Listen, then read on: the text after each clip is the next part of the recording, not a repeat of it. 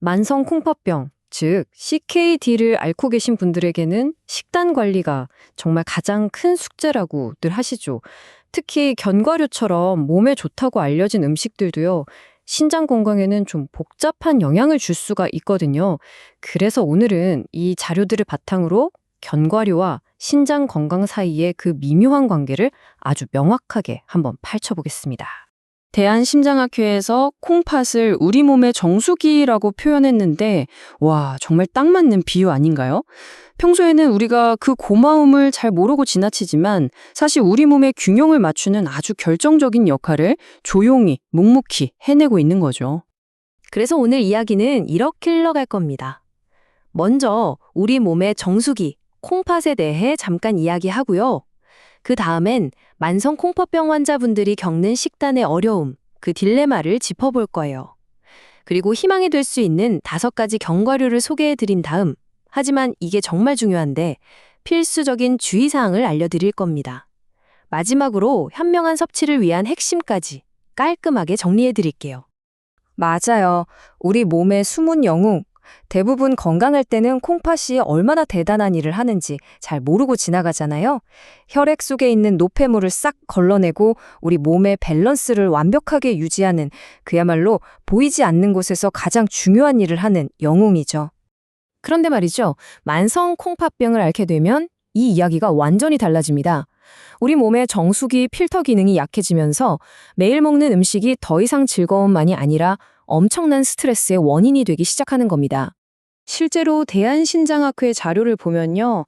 많은 환자분들이 바로 이 식생활 관리를 치료 과정에서 가장 어렵고 힘든 부분으로 꼽으세요. 매일 뭘 먹어야 할지, 또 얼마나 먹어야 할지, 그 하나하나가 정말 큰 부담이자 도전이 되는 거죠.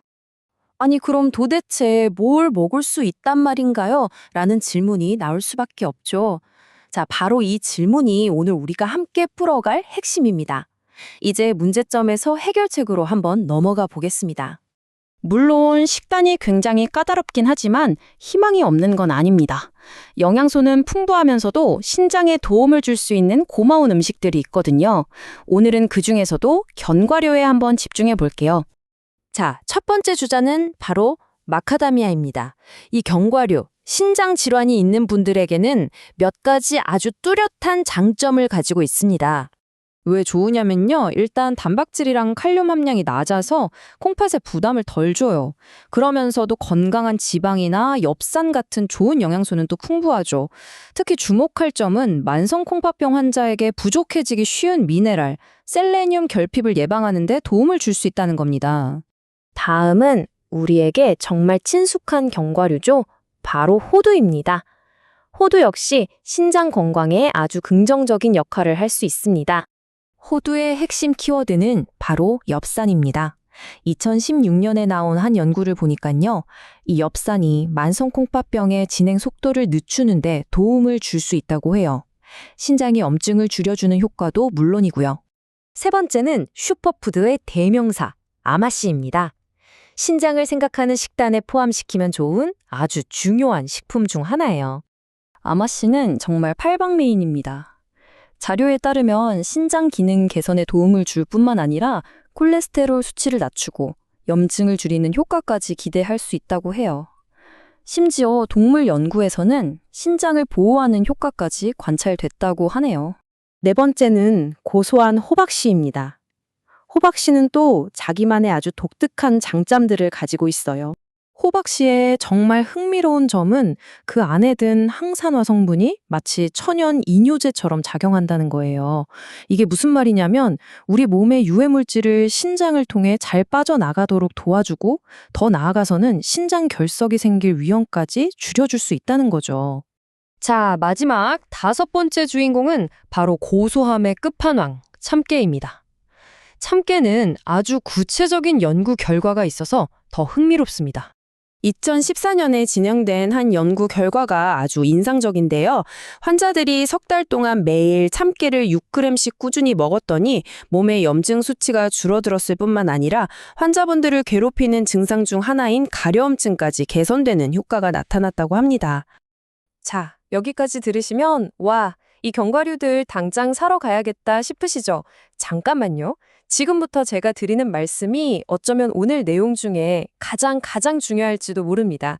이 정보에는 아주 필수적인 경고가 따라 붙습니다. 예를 들어 볼게요. 우리 맨 처음 얘기했던 마카다미아 기억나시죠? 셀레늄 결핍 예방에 좋다고 했잖아요. 그런데 바로 그 마카다미아가 인 함량은 꽤 높습니다. 이건 특정 단계의 신장병 환자분들한테는 오히려 독이 될 수 있다는 뜻이거든요. 이게 바로 핵심입니다. 어떤 음식이든 무조건 좋다 또는 무조건 나쁘다라고 딱 잘라 말할 수가 없는 거예요.